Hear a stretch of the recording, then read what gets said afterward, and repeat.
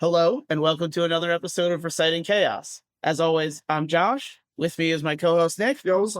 And today is some guy named Joe. What's up? What's up, Joe? Nothing. Here to talk about some music, my experience, and the awesome times that I will remember forever through, being in bands and stuff. Cool. Well, we met, a long time ago. Yeah, pre-pandemic. A whole nother world. Back when dreams were still possible. I think at that time you were probably in a band, but I don't remember where, but I remember coming to your house and you had the two guitars on your wall. Yeah. And we just pick them up and just noodle. Start noodling with them.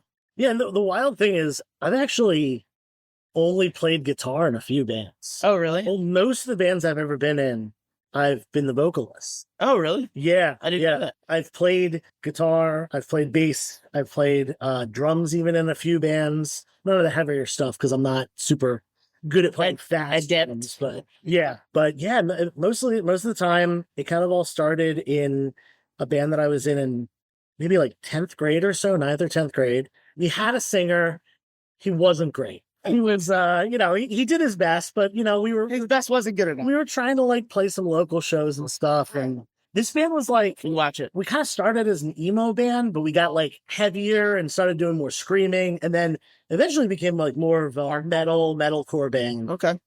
Think of in the vein of there was a Philly band that we really liked called One Dead, Three Wounded. Oh, that was we were definitely very influenced by that band. Our guitarist was more into a lot of more the mainstream bands at that point, like All Shall Perish and Between the Buried and Me.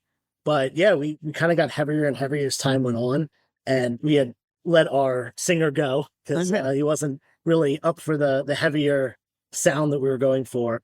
And at the time I'd been doing backup vocals and bass, and we said, oh, let's just try it out with you on vocals. And sure enough, it sounded cool. I had some band practices and recorded them and, just watched the video back and we're like, all right, you know what? This is kind of coming together a little more cohesively. And that was the first time I ever really sung for a band. And it went on from there. And, I played instruments here and there whenever was need be. But most of the time I ended up just falling into the vocal position, whether I started off or not, Whether you wanted to or not. Yeah. I mean, it's, at least in my experience, it's easy to find guitarists. It's easy to find bassists. It's drummers and vocalists. Yeah, especially drummers. Well, yeah, because drumming takes... Well, no, drumming part I agree with. The vocal is fine. I've always found every time I try going on a look for bands, stuff like that, usually it's already there. That's usually because I feel like the vocalist starts the band, but that's not true. Maybe I was being an egomaniac and forcing my way. I should be the lead singer of the band. Not saying it's No, I don't count anything as easy, to be honest. Yeah, that's true. I want to see general. Yeah, because it's a useless, easy skill. Really, everyone plays guitar. Yeah, I mean, they give you those little baby guitars when you're a kid. It's just such an easy skill to master.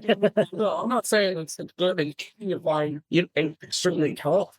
It's people have interested in playing. Well, a lot of the bands that I was in were punk and hardcore bands. Yeah. So definitely less technical than some of the metal bands that A lot of three-tone bands.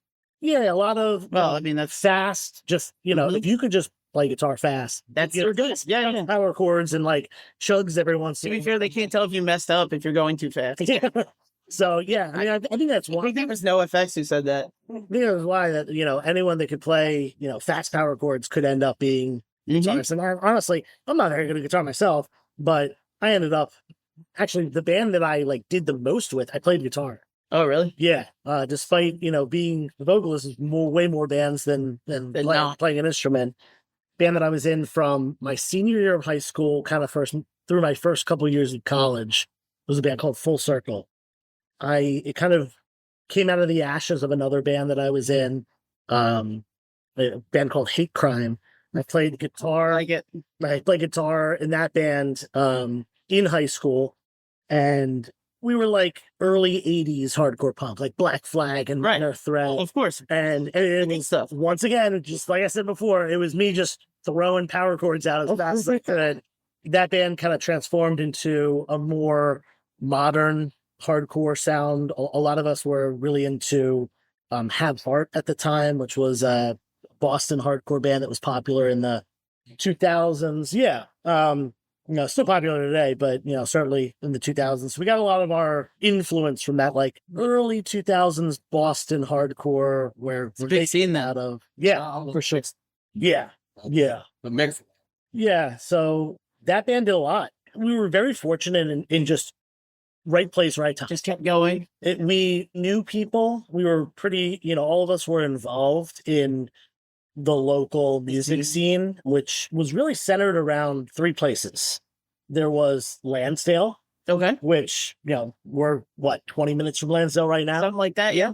Lansdale had a very robust scene, and it was very widespread as far as genres. Okay. There would be like indie bands playing on a bill with a metalcore band, and So it's like one set of fans goes outside to smoke their cigarettes and the other ones come in. And... most people just listen to everything. Oh. It was that scene was very cool in the way that it was everyone supported everyone. That's Whether it nice. was I'm used to the Philly crowd. a heavy band or a pop punk band or what. So Lansdale was like that. Doyelstown was a little different. Doyelstown was definitely more skewed towards hardcore and punk. Mm-hmm. And it All the was, riches.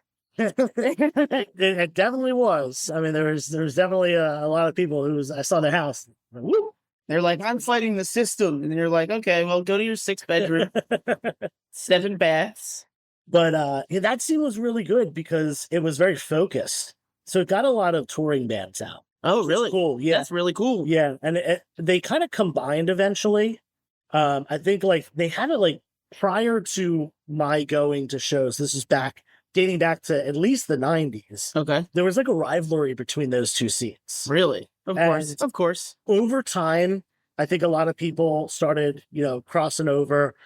Someone from Doyelstown would be in a Lansdale band. Someone from Lansdale would be in a Doyelstown band. Like, well, we still need a guitarist. They So... started playing and you're available, I guess. Rivalry or something like that. Yeah. But Music breeds rivalry all the time. Yeah, I guess so. it definitely came to a point where, like, especially with venues, you kind of had to rely on what venues were available. Right. And I think that's what made the scenes come together. Like, hey, why are we having this like tension between us? We could just play both shows. Right, when we can work together. Right.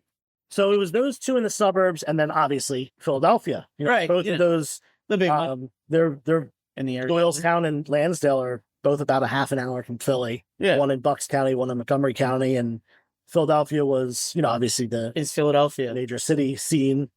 And yeah, we were all involved in that scene, and we knew the right people at the right time. It was a time when you could book a local show with local bands, Right.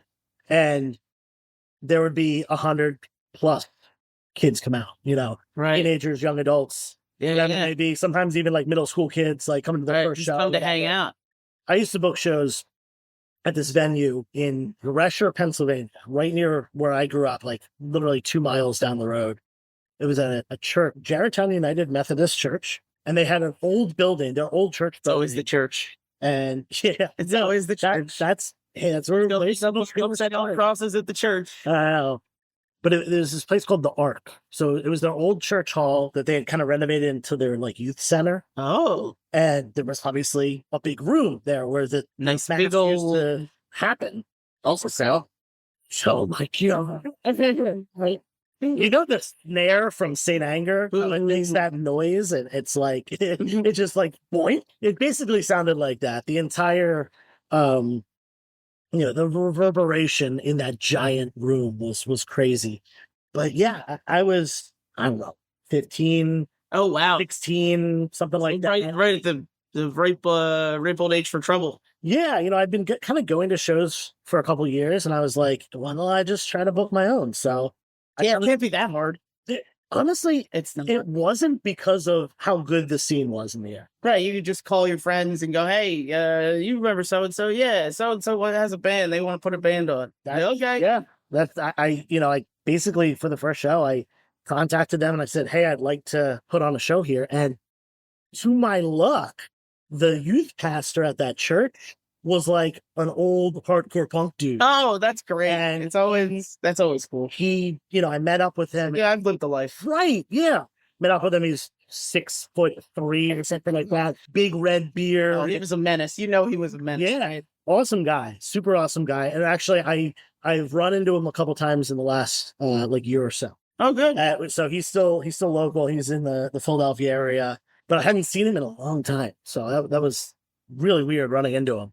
But he was all for it, and he said, "I want this to happen. All I ask is that you respect the space, and you give us, a $200 donation from the dormer." And I was like, "Yeah, it's easy. Yeah, that's If I'm charging $5 at the door and 100 kids comes out, that's $500. Yeah. Easy to give $200, and I can still give the band some money, and Right. maybe get like $50 for myself, just to kind of for my promotion and the time I spent, And I think I booked maybe 4 or 5 shows there. Oh, wow. Pretty much they all went off without a hitch, with the exception of one time, for some reason, Right. someone brought a large amount of stuffed animals and pool toys. Okay. Starting off fun. Yeah, it was cool. Sounds cool. People were throwing them around while the bands were Of course. Yeah. Like, it was almost like a big, you see that at like festivals. Right. When raves and stuff where they have the big beach balls. Yeah, but it was like in this church hall with like a couple hundred, maybe 150, 200 people. It was still going off, people were going crazy. Unfortunately, what happened was there was a stuffed shark, and it was giant. And at some point it got ripped open. Oh, no. And it wasn't filled with stuffing. It was filled with thousands, maybe even tens of thousands of these little styrofoam balls. Oh, no. And this is an old church building, so there are just crevices. It's hardwood floor cracks. where They got lodged in there. I had to go the next day, and I had to basically painstakingly vacuum every crack in the floor because they were just lodged in there. So I got like a shop vac, and every single piece of styrofoam that had come out of this ginormous shark. Then you had to sit there and count them all to make sure you got every single one. And I think I only did one show after that. Not because of that incident. I think it was just like, Just petered out. yeah. I think that I realized that I liked going to shows a lot more than booking the shows Working. myself. But yeah, I dipped my toes in for a while. There were some guys that put on some crazy shows at this area. Yeah. That like some absolute bangers, whether it was like the more popular touring bands at the time, or, just kind of the best mix of local and semi-local. We had a lot of people come from New Jersey. And Yeah. I mean, I consider New Jersey local. I consider even like Maryland local. Mm-hmm. Let's not. New York's core. Yeah. I mean, I just wouldn't call it local just because it's so big on its own. I mean, it's on New York City. Yeah. That's a lot fair. That's one of the beautiful things about this area. Oh, it's so There's so many major cities within driving distance. New York City's 2 hours. Baltimore and DC are both about 2 hours. Richmond's like 4.5. So is Boston. You've got Connecticut, bunch of major cities, Connecticut, Providence, Rhode Island. Yeah, but then you got to go to Connecticut. Yeah. Honestly, The highway that goes through. shout out to Connecticut, because they have the best pizza in the world. That's a bold claim. That's a Listen, bold claim, Joe. no, listen, go to West Haven, Connecticut, not New Haven, West Haven. Okay. New Haven is known for their pizza, but just to the west of that, hence the name, West Haven, Connecticut, there's a small little place. It ain't any bigger than this apartment. Okay. It's called Zupardi's, and it is the best pizza you will ever have in your All life. right. That's a bold claim. I guess we're gonna have to trek up there. I said it. I said for shit from someone. Yeah, you get them on the You call them. the payroll. No, but yeah, that's one of the beautiful things about this area, is that like it was very easy The scene's so good. for my bands to start off. Like, even when we were still in high school, we played some shows in New Jersey. Once we got our driver's license, I went to shows in New Jersey, and kind of turned into us doing like little weekend tours. Right. Book a couple shows out of state, go play them, sleep on some couches, and On the floor somewhere. yeah. And then summer 2009 was like literally probably the coolest year, Oh yeah. coolest summer of my life. Let's hear it. It was the first time I ever like really did a tour. Like, actually got in a van with my band and all our equipment and a whole pack of toothbrushes. We knew we were going to lose them. And argued for 5.5 hours on the road. Oh, we did so much arguing. I'll tell you, we were every band ever. We were out. I don't even know how long we were out. 3 weeks, maybe. Went to California. Oh wow, we were like, you were traveling far. Oh yeah, but we all came back exhausted, like burnout. Don't fucking talk to me anymore. I don't want to hear your voice or see your face. Yeah, no, it took. I think we took maybe a couple month break after that from band practice and anything. But it was just such a cool experience, and it's hard to spend that much time with anybody. We weren't. Yeah, no. Yeah. Just in general. We weren't like a super popular band. Okay. We definitely lost money on the tour. Like, yeah, I mean, it was very much so. That means it was just the vehicle to get you out there, really. Yeah. Just to take a. It was, we were lucky with who we knew. Like I said, this was, I don't know if you ever heard the band Title Fight. They're, that's familiar. Yeah, they kind of start off as like a, easy core kind of band, like mix of, some of their songs were like more like pop punk. Some of them were more like, melodic-y hardcore. Okay. They eventually transitioned to kind of feel like a 90s emo band. Oh, okay. But yeah, right in my wheelhouse. Listen, I love that stuff, but I mean, I like Dashboard Confessional and Death Cab for Cutie. Yeah, no, this is very different from. I'm very aware. I'm gonna make you a playlist. We're gonna. All right. I mean, listen, I'll try it. We'll get you into some like Midwest and stuff, and oof. Yeah. All right. Well, change me. Yeah, but yeah. So they were on that tour. That it was. They were like the headlining band. Oh, okay. That's pretty cool. Title Fight. Again, this is 2009, so those guys were like 18 years old. Some of them might have been 17. They were all young. They were about a year younger than us, and we were all 18, 19. That's awesome. It's like a perfect time to go do dumb shit. Yeah. So it was them, and then there were two hardcore bands, Mother of Mercy, who were from our area. I feel like I've heard the name before. Great band, awesome stuff, heavy, riffy, hardcore, and then a band from Atlanta called Foundation. Okay. And there were another hardcore band, again, heavier, definitely some sick riffs. No, go ahead. I was just gonna say, anything stick out that happened on that tour? Oh man, so much. I could probably talk for 3 hours. Listen, I hit record. We can come back. Have any of the shows you played bought a rock? I mean, absolutely. That was our first outing. Whether it was something breaking, certainly happened. I fell off the stage in Atlanta. I bumped into our singer, and he kind of like pushed a little bit off of me, maybe not realizing that I was at the edge of the stage.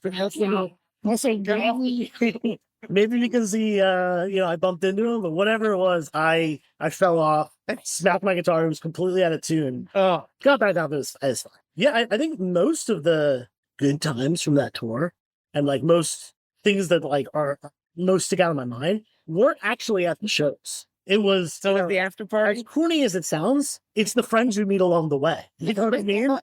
Like I got to know the guys that we were touring with. I got to meet people in other states. As far as the shows, though, I mean, so many cool things.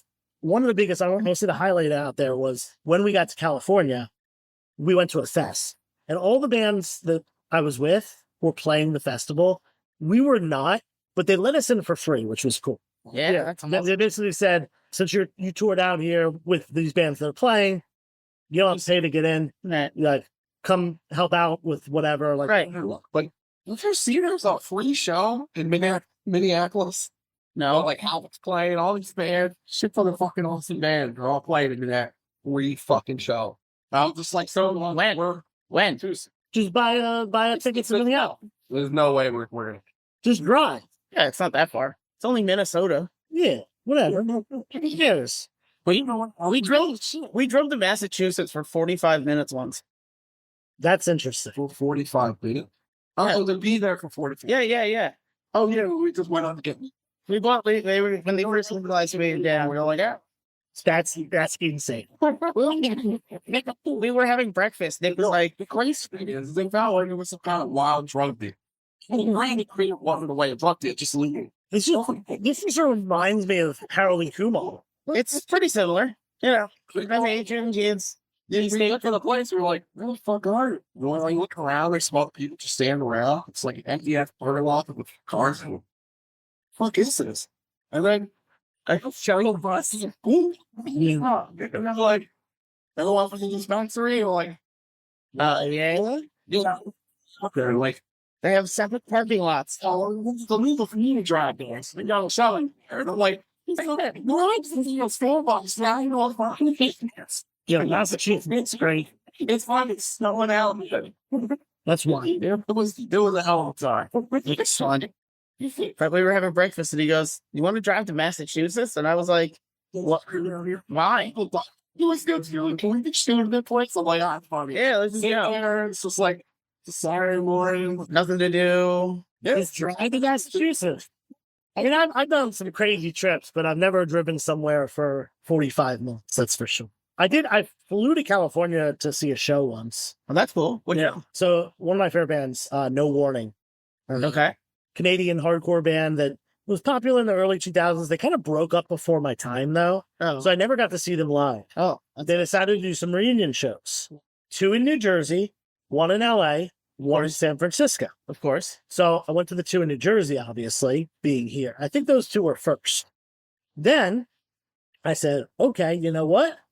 Might as well go to LA. My mom lived there at the time. Well, So I was you like, already got a place to crash. 2 birds with 1 stone. Go out, visit my mom, see this band, hang out with some of my California friends. So went to the LA show.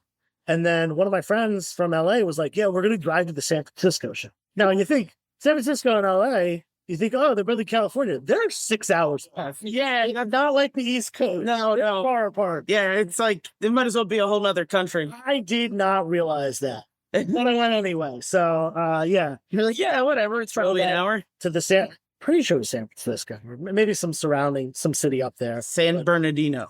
No, I think it was San Francisco. But anyway, I went to the show, came back to LA, flew out a couple days later, So, yeah, got to see No Warning 4 times for their show. Now they play all the time. And it's nothing. Yeah, they're like a fest band. They play like fest in the occasional show. But I'm still mad that Slayer's playing again, but I get it. I'm audience.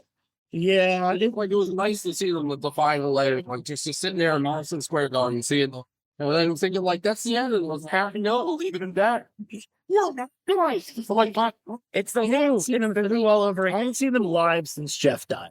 That was like, because Jeff, I think Dave was out of the band at the time and Jeff had died. So I was like, it's only half Slayer now. Yeah, that's understandable. And Jeff, he's my favorite. He's my favorite part of that band. Is he? Yeah. Kerry King's cool in what he does, but it's not what you thought. No, it's not your Slayer. It's not my Slayer. Hashtag not my Slayer. there. Yeah, that's true. We got totally sidetracked by the Massachusetts talk. Yeah. No, it's all good. No, it's Nick's fault. The one thing about that fest that we went to in California, one of the bands, really popular band at the time, they were like, kind of top of the popularity in hardcore. They were a band called Trash Talk. And they were... I think I've heard of Trash Talk. Yeah. My brother, I think, used to listen. I think this is 2009, and their shirt, everyone that was interested in hardcore had their shirt, I swear. It was an upside down peace sign that said trash above it and talk below it.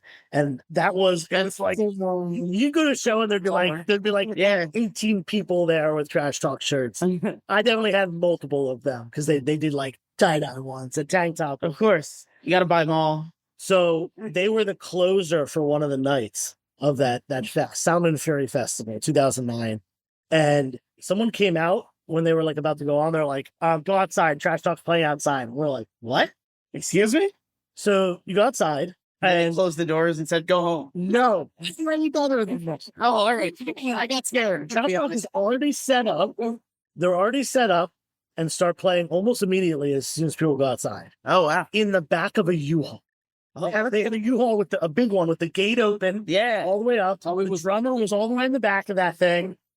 People were climbing on it. People were jumping off it. Oh, that's awesome. The singer, who's absolute psycho, especially back then, was just going absolutely crazy, crawling over people. That sounds one of the best wicked. I've seen. Yeah, that sounds fucking awesome. And it's all videos of this online. Oh, really? Trash Talk, 2009 Sound and Fury Festival. We'll see if we can link it. We'll see if we can link it.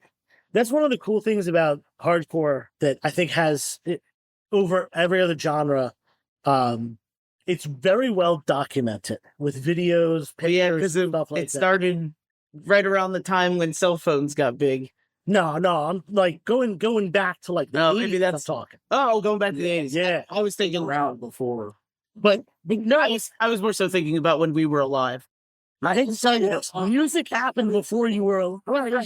I don't think anything happened before I was alive, to be honest. So, But there's actually a guy from Philly, his name's Sonny. He has done a phenomenal job in documenting hardcore over the last kind of decades. oh really? Yeah, and You know? yeah, he's filmed. I can't even count how many shows that I'm. Oh, that's really cool. And it's wild because you can go and like, if I have a memory of a show, like, oh, I remember this one show where this band covered this song. It was awesome. Oh, Let me see if I can look it up. And I go find it because he's looked everything. It's so, yeah, his website is Hate56. Hate? Yeah. Oh, that guy. Yeah, okay. So, I know who he is. so yeah, All right. he's cataloged. He's from Philly. Yeah. I think he's originally from New Jersey, if I remember correctly. But, you know, as far as local shows go, and not even just local shows, but just live shows in general, that guy has done so much to keep that stuff like historically preserved, I recorded. love that. Yeah, I love that stuff. it's amazing. I mean, Especially with how like things are going with we've lost so many movies and so much quote unquote content as in like TV shows that'll never be, that are just gone to time, right. and music that's gone to time, and it's cool that there are people who are actively trying to keep it alive. Right. Yeah, and streaming can't pick up everything, especially like All the random bands that play at random, small venues and stuff like that. So MP3s from people's Nokias. yeah. Yeah, and there's some good resources that I know that people have had as far as local music in this area where they've kept a good catalog of bands that have put out music. I know there's one specifically for like Lansdale Okay. that like goes back to the late 90s. Really? Like just local bands, any band that put recording out, it was saved, it was documented, and I still think those are available online. So some of my bands, I think, some of my friends' bands, That's really cool. it's very, very cool. Let's see if we can find it. Yeah. But yeah, man, I think especially with heavy music, the live show experience is such an important part of it. It's a big part of it. Like It's the camaraderie of your. I had a lot of friends who like weren't really into heavier music, whether it be, maybe they listen to like some of the more like radio friendly punk bands like Rancid and stuff Right. like that, I or love Rancid. some of the more sing along metal bands and stuff like that, like Avenged Sevenfold. But they went to a show or two with me and they were like, yo, this is awesome. This is really cool. It's funny. I'm sorry, but we just took a friend of ours, a coworker of ours. He's was he 21? We just took him to a Ghoul show. Okay. And he had It was his first metal show, Yeah. and he loved it. We threw him in the pit. we had him up at the front for goal and started playing. Of course, everybody starts to go wild. So we like slammed like against the barricade basically. It's like one row of people in front of us. Yep. And he's looking around like, what the fuck's going on? I'm like, yeah, that's not. Yeah. We stepped to the side so you could have some breathing room. We're hanging out. He's like, I'm not there. I'm at the front being stepped on by the lead singer. It was awesome. They started going into one song. I'm like, fuck this, I'm going to the pit. So I go in, despite the fact that they see that one. Of course. Because we're old and in pain. Of course, okay. I all of a sudden lost beer about it. I was like, yeah, okay, I'm not trying to get hurt tomorrow. Get into welfare. So, he looks to me like, and he's like, oh. And I see him turn around and look at the pit to see what's going on. I just grabbed him up almost got fucking thrown to the ground. He grabbed the guy behind him, pulled himself up, and went at him like, yeah. That's what I'm saying, dude. The live show experience, whether it's a local show, local bands, whether it's a big one at one of the stadiums or big venues in the Philadelphia area, the Mann Center or whatever the Tweeter Center is called now, the AT&T Pavilion. We just call. Yeah, Camden Waterfront. That's it. Yeah. We go to Camden. Here, was it free? I think it's Freedom Mortgage Pavilion now. Yeah. I think it said like 10 names. I'll be honest, I don't care. I just go to the Google when I go Camden. Whatever. It'll still be the Tweeter Center in my heart. It's I went to Warped Tour there as a preteen and a teenager. what year? I was there 07. I was definitely there 07. I think my first year was maybe 04, 03, 04. Probably 03 or 04 was my first year. I love to work. And I think I went. So much fun. I went every year. I think I skipped 2009 or something like that, and then went 2010, and I was there for kind of stopped. I was definitely there for 8, 6. 6, I was definitely there because I pierced my lip. I specifically remember this summer. I was staying at my friend's beach house, and unbeknownst to my parents, I pierced my lip at the beach house, went to Warped Tour, and then asked my dad after that if I could pierce my lip, and he said no. So I had to take it out before I went. But at least I had my lip pierced for Warped Tour when I was. It was cool. Years. It was cool. We did it ourselves. That probably was a bad idea. No, We held 2 ice cubes around our lips, and then basically just stuck a needle through it and then put a ring. Yeah, it was, my buddy used a don't do that. my buddy. Viewers at home, listeners at home, do not do that. Don't pierce yourself. Don't stab yourself unless it's professional. My buddy came in one day and he's like, "Yeah, I pierced my my rib fat," and we were like, "Oh." Right. He's like, "Well, because I was drunk," and I was like, "And you kept it in because it was a good idea?" Sure. And he was like, "I wanted to show you." Okay, my man. Sounds good. It was fun. One of the coolest things about different, like anywhere you go, there's going to be a different vibe to like both the local bands, what the local shows are like, what the after situation is. No joke. I was in Orlando when I was on tour one time, and after the show ended, we were like, "Yo, where are we going to go to eat around here?" And one of the locals was like, "Oh, let's go to the hospital." And we thought, like, it was a restaurant called the Hospital or something. They took us to a hospital. The hospital cafeteria. Like, went in through the back, like where the go in, and like snuck into this hospital that apparently had like really good food. I think the food was like free if you're there at the hospital. Like, I guess it was like city funded or something. Like, Okay. if you're visiting family or something, they'll give you a meal. And so I'm pretty sure the food was free, and that's why we went. Right. But, like, See? no one's gonna ask you, like, Right. They're not like, what are you doing here? What, like, right. why? And be like, my grandma's dying or something. But like, there's that situation. There were other ones where like I've played at a like squatter house.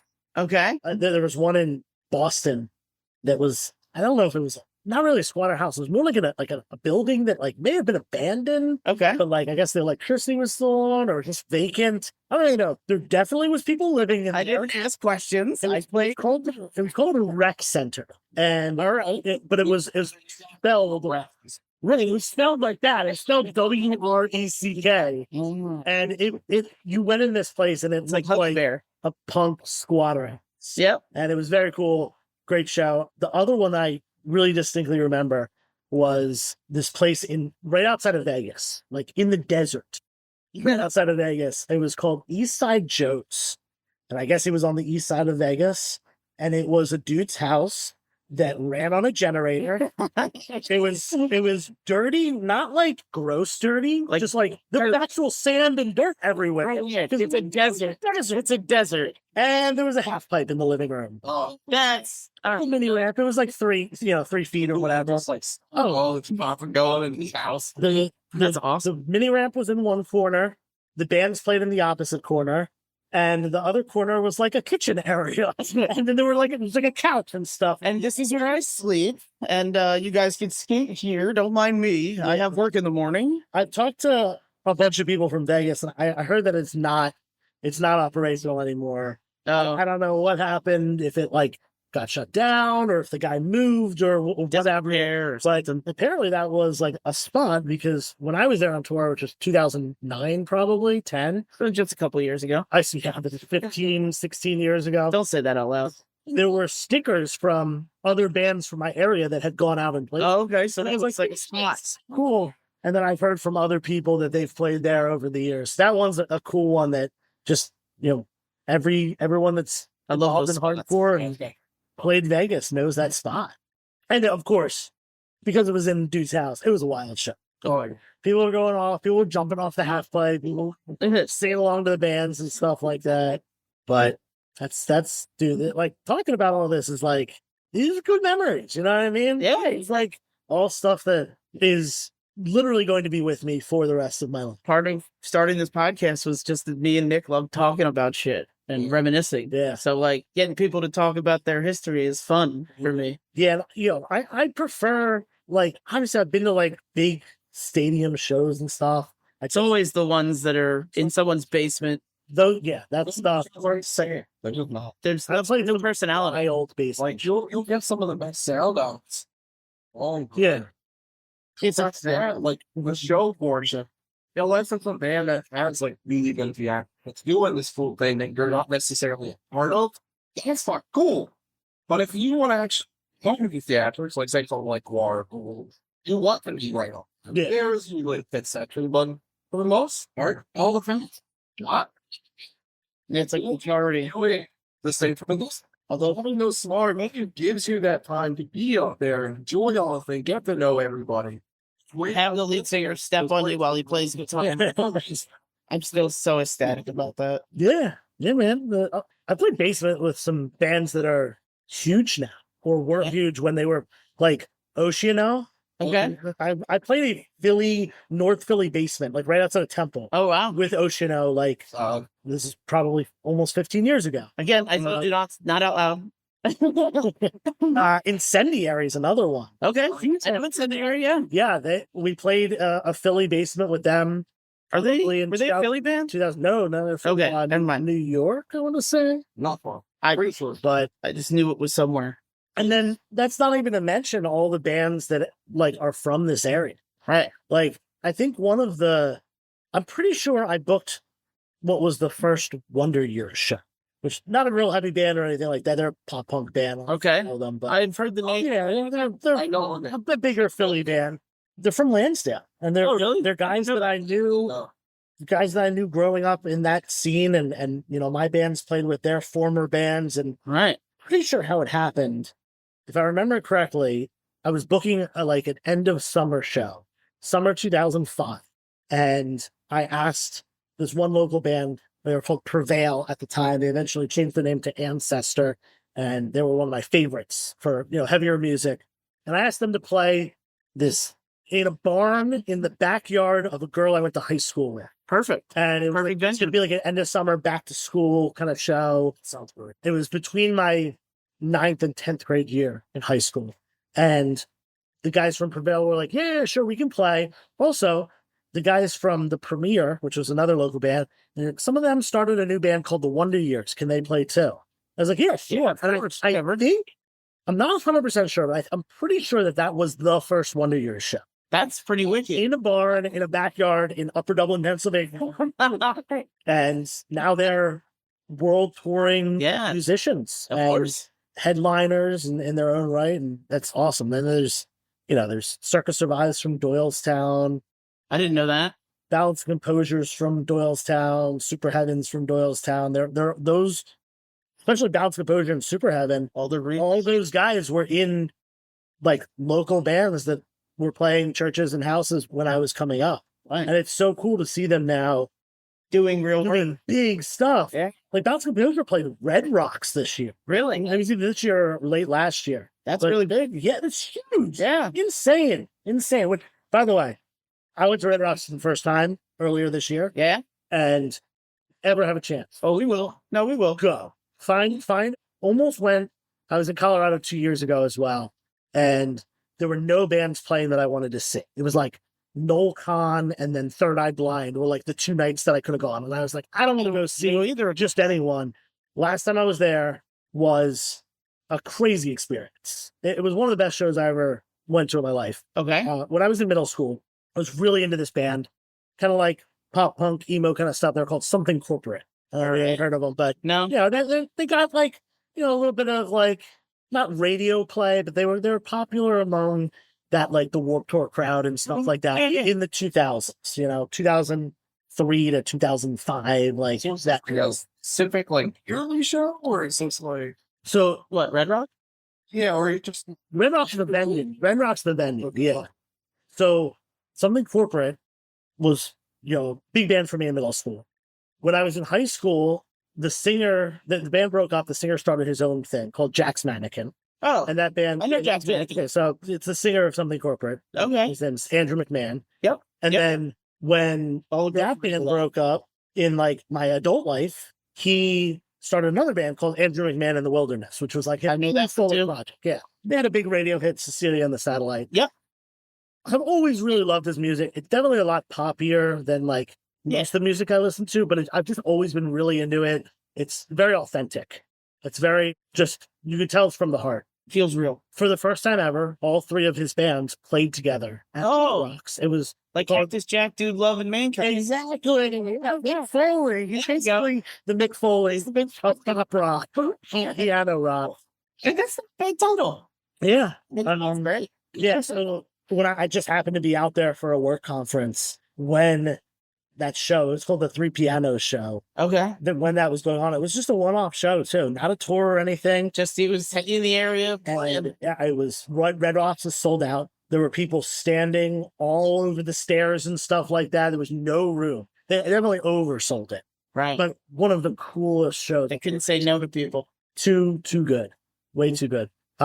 Please note, if you do go to Red Rocks, you can take a bus to the top instead of walking all the way up the freaking mountain, because the parking is like way down below, and you're going to walk like a half an hour plus uphill if you're parking down there and not taking the bus up. Just a heads up. That's made me walk 5 miles because he didn't want to spend money on an Uber. So it is very, very. Well, you guys also drove to Massachusetts one time to buy marijuana. So, yeah. listen, our decision making isn't the best always. Probably taking the jet ski instead of letting me take the ferry back. I was so burnt. I was so burnt for that walk, dude. It's wild. But yeah, man, I think that It was fun. I think that live music, still to this day, is the best part of music for Easy. I love listening to, my playlists that I make, and I even have some like burnt CDs that friends made me when I was a kid that I wish I still had some. I might still have some. still have them, and burnt CDs that my bands made and my friends' bands made and whatever. But nothing beats going to shows. Unfortunately, like there is still a decent amount, especially Lansdale. There's a decent amount of younger people, 20s, late teens, that are still putting shows together, putting on music. Good. Specifically, there's one venue it used to be Round Guys. Now it's called Harper and Penny. They just changed the name, but it's in Lansdale, and it's a bar, restaurant, and music venue. And they do everything from, karaoke night and open mic night, like the more casual stuff, to local bands playing and things like that. It's very, very cool to still have that around. And the cool thing is that I'll go there and I'll see people that were a generation above me, Right. 5 to 10 years older than me, that went to shows back in the day. Right. I'm still going. Still going. I'll see Still supporting people my age. Occasionally their bands will play or they'll show up to a show. I'll see the younger generation, the guys that are, I'm 35. So guys that are in their later 20s, 25 to 30. And then I'll see these younger kids that are high school and college age kids that are still doing the work and getting people out to local shows. But it's going to sound like a little jaded, but I feel like nothing was as good as when I was a teenager. Well, I mean, I feel like everyone probably feels but half of it's true because we weren't so Time frame that you've been talked about, that 2009, 2010. yeah. So like almost everybody from the high school I was in, we're all into that kind of shit. Like Yeah. there was hardcore bands playing local shows literally almost anywhere you fucking want. Yep. Like it was just pop. It was still fun. It was the most popular. It wasn't hard to find something. There was always some crazy shit going on too, so there's so much fun. Lots of fights, lots of. One of the cool things is that, like, I heard stories about stuff that happened at shows before I started going to shows. One of the big ones was one of my favorite bands, American Nightmare. In like 2001, they played at Lenape Middle School. That blows my In New Jersey? No, in Lenape Middle School is like I think it's Maybe I'm thinking. Buckstown. Yeah, it's Buckstown. Oh, okay. It's like part of like Central Bucks, Doyelstown area. Yeah. But yeah, Lenape Middle School. That's wild. And that was like a thing. It was like talked about. Like, oh, you remember that time that American Nightmare played Lenape Middle School? And I missed that. And the fact that I missed that is so upsetting. But at the same time, like, that generation got it. Right. You know, they got to have that. And like the younger generation for me, like I can tell them stories of like, oh yeah, we had Heart and Ringworm play at the Moose Lodge in Doylestown.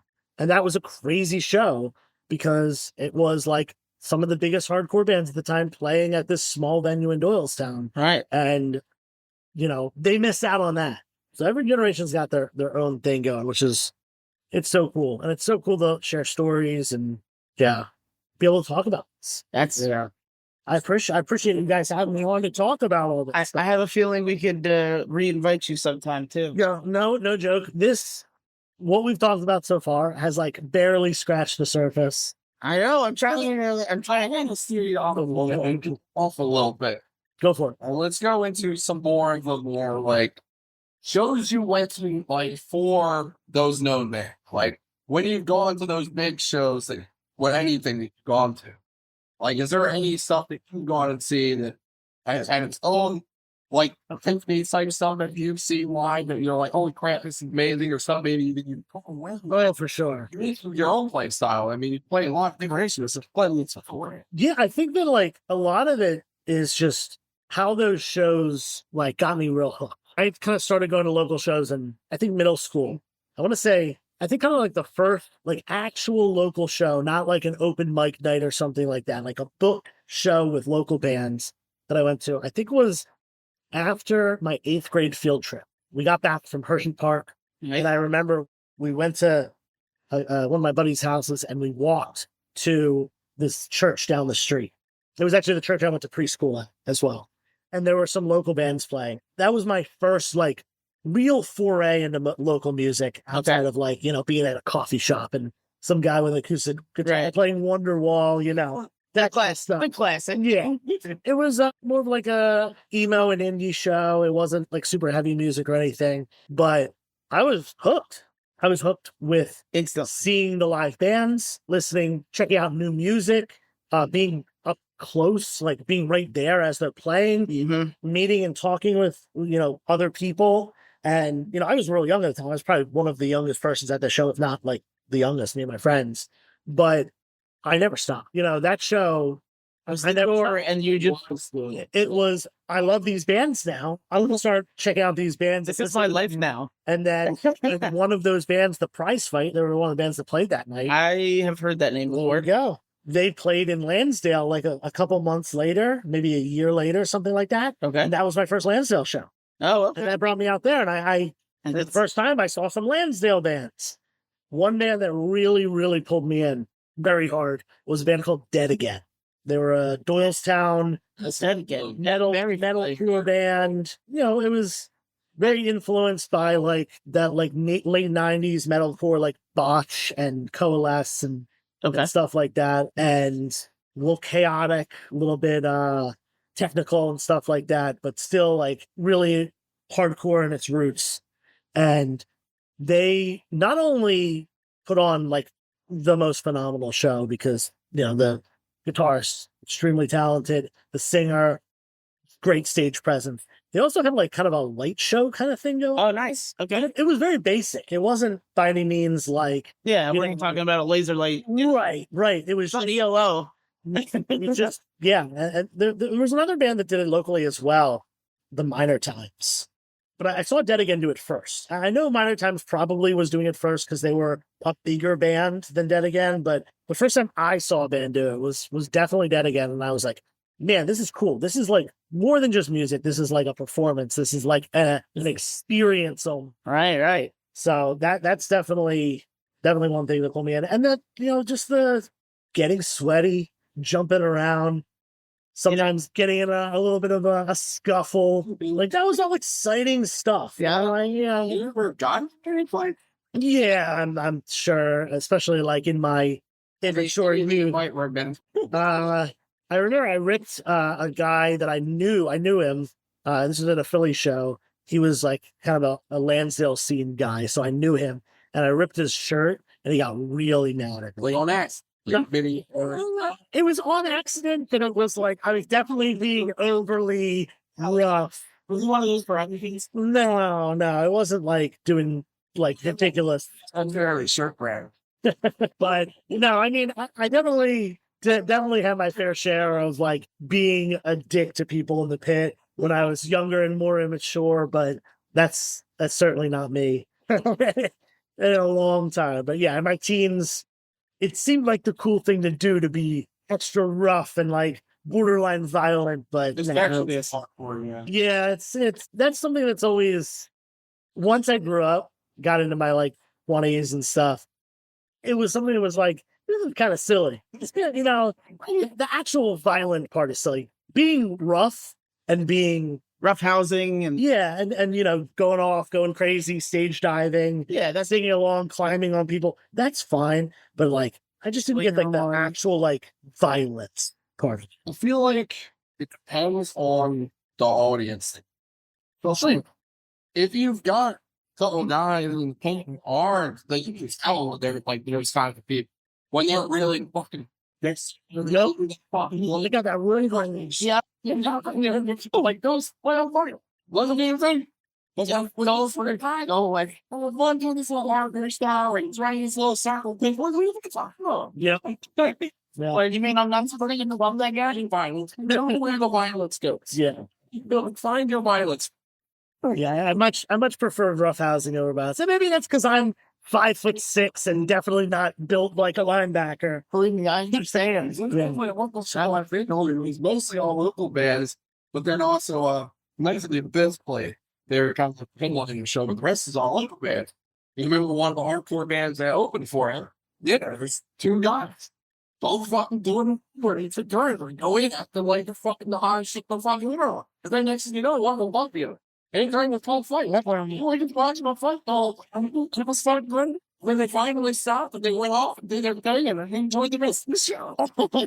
There's a picture somewhere. I think it was used for an album cover of one of the local bands, if I remember correctly. I guess I had like, it was at a show in Philly, and I had like pushed the drummer of my band, and he turned around and like blindly was swinging at me. oh no, I don't even know if he like apologized later and stuff, but like just in the moment. it was like an in the moment thing. But someone got it on like camera of him like swinging at me, going like, or something like that. And I remember it was put on an album cover, and someone wrote on it, Fasano. That's my last name, Fasano, and they wrote Fasano owned. I love that. That's awesome. See, that's the kind of bullying I like. It was funny at the time, and you know what? It's still funny. And you know what? They're pretty funny. Gotta go home and see if I still have that room. If you do send me a picture. If I remember correctly, it was a band called Cut Short. Okay. They were a Delaware hardcore band. I think, if I remember even more correctly, I think it was actually a split album between Cut Short and a band called Burdens. I'm gonna have to go double check that, but I think that's what it. If I get a picture of it, I'll put it in. Yeah, Fasano. Yeah. What a time, man. Yeah, this is a bit of a trip down memory lane. Yeah. Sure. Well, yeah. I think I'm gonna have to cut it off here. Do you want to give us a song of the episode, like we talked about? Oh yeah, sure. So Have you put zero thought into it? no, I have. Oh, So Better than me. this can be any song that I can recommend. we would like it not to be your own, but No, I'm just gonna recommend my own. So if you want, I mean, we can always do our own recommendation first. If that, I mean, mine's Traitor. Pick any song you want from Traitor. That's what I've been listening to. Right? Okay, you're right. Yeah. I mean, Mad King is just so good. So the song that I specifically was thinking, Yes. it's not. Keep an open mind. If you're gonna Hey, listen. this band is they're different. They're definitely acquired taste. Okay. And not everyone like this band. It's a band called Circle Takes the Square, and Okay. the song is called Okay. The Same Shade as Concrete. Or I think it's. I don't think there's I think it's just Same Shade as Concrete by Circle Takes the Square. It's off the album As the Roots Undo from 2002, 2003. Circle Takes the Square. Circle Takes the Square. It's a 3-piece band: drummer, guitarist, bassist. Guitarist and bassist both do vocals. Okay. One male, one female. What genre are we talking? Mathy, weird, You would. screamo. You would. Yeah, You would. It's good. So you. It's weird. It's an acquired taste. Yeah. But I'm a big fan of car. Cool. Yeah. It's definitely different than that. But give it a listen. It's a very cool song. There's very high highs and low lows. It's very dynamic. There's some very quiet, slow parts. There's some very chaotic, screamy parts. And I love that whole album, but that's specifically that song. It was my MySpace song when I was in middle school. So it's definitely got a solid place in my heart. All right, Nick. So for me, recently I come across a band, kind of like thrash deathy-ish, but I've been really enjoying them. They're not like too popular, so hopefully I can bring them like a little listening here. But look up the Flesh Trading Company. Song to check out will be Burn the Witch. That's what I believe. I really thought you were going to say Flesh God Apocalypse for a second. No, this little indie band, Metallica, Yeah. Burn the Witch. the Flesh Trading Company. That's awesome. Check it out. Yeah, I love that. Anywhere you get podcasts, remember to leave a comment, rate us, give us 5 stars. If you didn't like us, keep it to yourself. I don't care. Roadkill. Okay. For Jinky, right? Yeah. Nice. Yeah. Not gonna nail that's the wall. I mean, anyway, I got nothing else. Deuces. I don't. Peace.